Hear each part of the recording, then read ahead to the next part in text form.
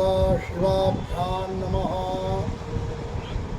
आज मैं पुनः आप लोगों के सामने उपस्थित हुआ हूँ दुर्वासाश्रम सपरस्वाम से पंचायत मंदिर,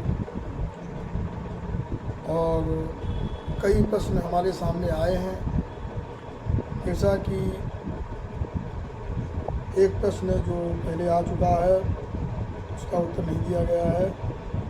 पंडित दिव्यांशु शास्त्री जो गोंडा निवासी हैं, उन्होंने ये प्रश्न किया है कि जैसे अनेक प्रकार के देवता हैं और अनेक प्रकार की आहुतियाँ होती हैं, तो किस देवता को कौन सी आहुति देना चाहिए।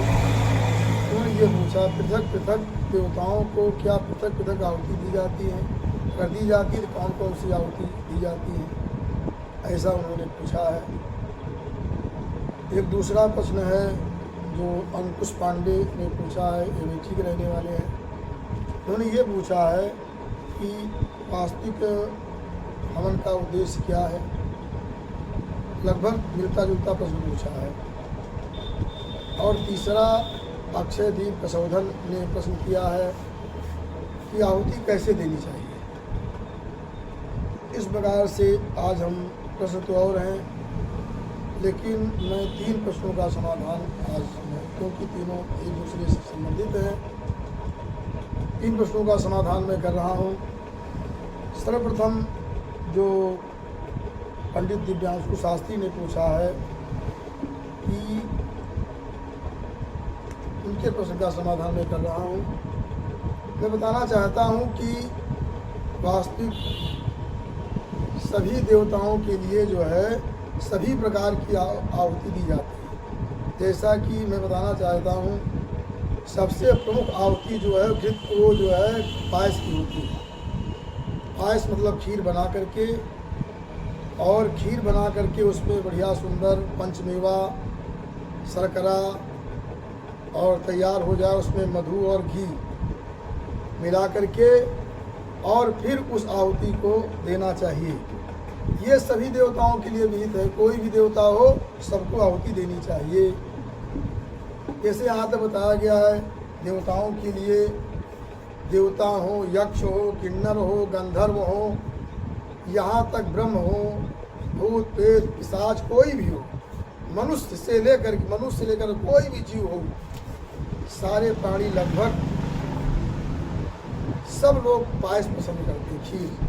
इसलिए खीर की आहुति जो है विशेष महत्वपूर्ण मानी जाती है, और वो ग्रहों को भी देना चाहिए, क्योंकि हमारे यहाँ जो आहुति दी जाती है वो एक प्रकार का भोजन है।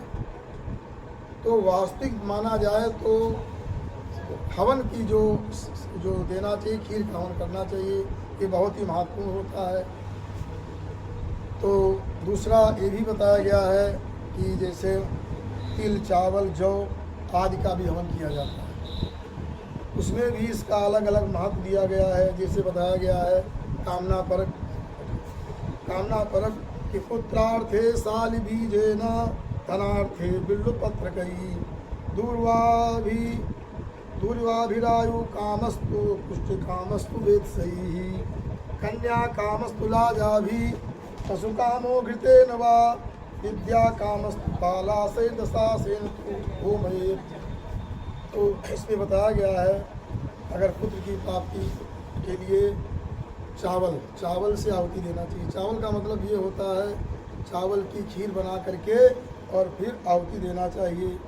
अगर धन की इच्छा हो, धन की वृद्धि हो, तो बिल्वपत्र से हवन करना चाहिए। बिल्वपत्र से हवन करने से अथवा बेल के फल से हवन करने से धन की वृद्धि होती है। और बताया गया है अगर आयु ज़्यादा, आयु कम हो, आयु बढ़ाना हो, तो आयु बढ़ाने के लिए दूर्वा सेवन करना चाहिए। दूर्वा घी में डुबो करके अथवा दूध में डुबो करके अथवा घी में डुबो करके अथवा शहद में डुबो करके, और जो है दूर्वा सेवन करने से आयु की वृद्धि होती है, ऐसा बताया गया है। ये कोई ज़रूरी नहीं घी से आहुति दी जाए, घी के स्थान में दूध से आहुति दे सकते हैं। गाय का दूध हो अथवा दही हो अथवा मधु हो, शर्करा हो, इस प्रकार से इन सभी वस्तुओं से आहुति दी जाती है। उसमें अलग अलग मैं बताया कि मृत्यु के लिए हर प्रकार का मन बुद्धि शरीर का पोषण हो, उसके लिए वेतस से हवन करना चाहिए। कन्या की वृद्धि के लिए लाजा से हवन करना चाहिए। अगर पशु वृद्धि कोई चाहता हो केवल घी से हवन करना चाहिए। अगर विद्या की इच्छा हो तो पालास से हवन करना चाहिए। पालास माने जो पालास झूल, उसकी संविधा से उसके पुष्प से हवन करने से जो है वो विद्या की प्राप्ति होती, विद्या की वृद्धि होती है। अगर धान की इच्छा हो तो यौ से हवन करना चाहिए। और बताया गया है अगर शत्रु विनाश के लिए हवन करना हो तो गुग्गुल से हवन करना चाहिए। गुग्गुल में घृत मिला करके गुग्गुल से हवन करें, गुग्गुल में गुड़ मिला ले और घी मिला करके गुग्गुल से हवन करने से शत्रुओं का नाश होता है। और तिल से हवन करने से आरोग्य होता है। आरोग्य माने रोग निवृत्ति के लिए तिल से हवन करना चाहिए। और धान से हवन करने से सुख की प्राप्ति होती है। इस प्रकार से अनेक प्रकार के चीज़ें बताई गई अलग अलग कामना के अनुसार।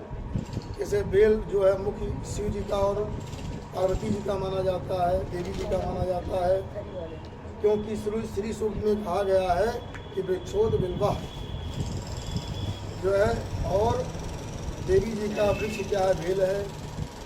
और इस प्रकार से बेल से आहुति देने से जो है लक्ष्मी का आगमन होता है और दरिद्रता अलक्ष्मी दूर हो जाती है। लेकिन सबको हवन कर सकते हैं। अलग अलग सरसों से हवन किया जाता है, शनि पत्र से, कमल के पुष्प से। इस प्रकार से अनेक वस्तुएं अलग अलग कामनाओं से हवन करना चाहिए। तो सबका अलग अलग फल है। संविधा के विषय में अलग अलग बताई गई है। जैसे सूर्य की संविधा क्या है, अर्का पदार्थ से सूर्य को आहुति देना चाहिए। तो सूर्य संविधा से आहुति देना चाहिए, उसका बहुत बड़ा महत्व होता है। संविधा गीली संविधा हो, हरी संविधा हो, त्वचायुक्त हो, ऐसी संविधा को सूर्य को, और सूर्य के अधिदेवता और प्रत्येक देवता भगवान त्र्यंबक और अग्नि है। अग्नि और त्र्यंबक को भी अर्क की संविधा से आहुति देना चाहिए, पदार्थ की संविधा से। और चंद्रमा की संविधा क्या है, पलाश है। चंद्रमा को दे अधिपत्य देवता जो उमा, पार्वती जी और वरुण जी को भी देना चाहिए। और मंगल की संविधा जो है खैर होती है, मंगल को आहुति खैर से करना चाहिए। 8 अंगुल 10 अंगुल की संविधा हो, उसको घी में डुबो करके हवन करना चाहिए। मंगल को खैर की संविधा से, तो मंगल के अधिपत्य देवता स्कंद और पृथ्वी है, उनको भी इसी से देना चाहिए। और बुध को जो है अपामार से आहुति देना चाहिए, जिसे चिचरा कहते हैं। भगवान विष्णु को विशेष देना चाहिए। इस प्रकार से बृहस्पति को पीपल की संविधा से आहुति देनी चाहिए, ब्रह्मा और इंद्र को भी देना चाहिए। क्षेत्रपाल वास्तुपति को भी देना चाहिए। और शुक्र की संविधा कूलर है, उसको इंद्र और इंद्राणी को भी देना चाहिए। और शनिश्चर की संविधा जो है वो शमी है, यमराज और प्रजापति को भी देना चाहिए, गौरी को भी देना चाहिए। और राहु की संविधा जो दुर्गा है, उससे काल को और सर्प को, गणेश को, आकाश को भी आहुति देना चाहिए। इस प्रकार से केतु की जो है कुशा संविधा है, ब्रह्मा को भी देना चाहिए, चित्रगुप्त को देना चाहिए, अश्विनी कुमारों को देना चाहिए। इस प्रकार से आहुति है और इनका बहुत बड़ा महत्व। एक प्रश्न जो दूसरा प्रश्न आया है, इसमें पूछा गया कि हवन का महत्व क्या, हवन क्यों करना चाहिए। तो हवन जो है देवताओं का भोजन है। हम लोग देवताओं को भोजन देते हैं और उसके द्वारा देवता लोग जैसी हमारी कामना होती है वैसा उस कामना को पूरा करते हैं। भले हम पायस की आहुति देते हैं, लेकिन हमारी पुत्र की इच्छा है तो वो पायस को बदल करके और भगवान उसे हमको जो है उस रूप में प्राप्त हो जाता है। कोई तो हर प्रकार से ये भगवान की जो है प्रकृति, भगवान की शक्ति की महिमा है कि जो हम आहुति देते हैं उसको बदल करके जैसी हमारी कामना होती है वैसा वो हमको प्राप्त हो जाता है। और कहा गया है यज्ञ प्रास्ताहुति सम्यक आदित्यम उपतिष्ठते आदित्या जायते विष्टिरन्नम तथा प्रजा। कहा गया है विधि विधान से जो अग्नि में आहुति दी जाती है वो आहुति सूर्यमंडल में जाती है। सूर्यमंडल में जा कर के वो बताते हैं कि जो उसका सूक्ष्म भाग होता है आहुति का, वो देवताओं का भोजन होता है। जो मध्यम भाग होता है उससे बादल बनते हैं, वृष्टि होती है। और जो उसका स्थूल भाग होता है वो भस्म के रूप में नीचे बच जाता है। उसको लगाने का बहुत बड़ा महत्व है। भस्म को लगा करके स्नान करें तो पाप ताप सब समाप्त हो जाता है, ऐसा कहा गया है। इस प्रकार से ये हवन का महत्व है। युधिष्ठिर हो देवताओं का भोजन है, और देवता जब भोजन प्राप्त करते हैं तो हमारी मनोकामना को पूर्ण करते हैं। हमारा और देवताओं का परस्पर संबंध होता है, इसलिए आहुति दी जाती है, इसका भी विधान है। और बहुत लोग जो है केवल लकड़ी का कूटा जो है वही हवन करते हैं। लकड़ी का कूटा भगवान का भोजन नहीं, वो केवल जो है लोग जो हैं वायुमंडल को शुद्ध करने के लिए लकड़ी का हवन करते हैं। अगर वायुमंडल शुद्ध करना हो तो उसमें हम हवन कुछ बनाने की कोई ज़रूरत नहीं है। इकट्ठा जला दो, अपना वायुमंडल शुद्ध हो जाए। नहीं, रेलवे विभाग में बढ़िया घी और तेल भेज दो और तेल में पड़ जाए, पूरा वायुमंडल शुद्ध हो जाए, अगर यही उद्देश्य होता है। लेकिन ये विधान होता है, देवताओं का भोजन होता है।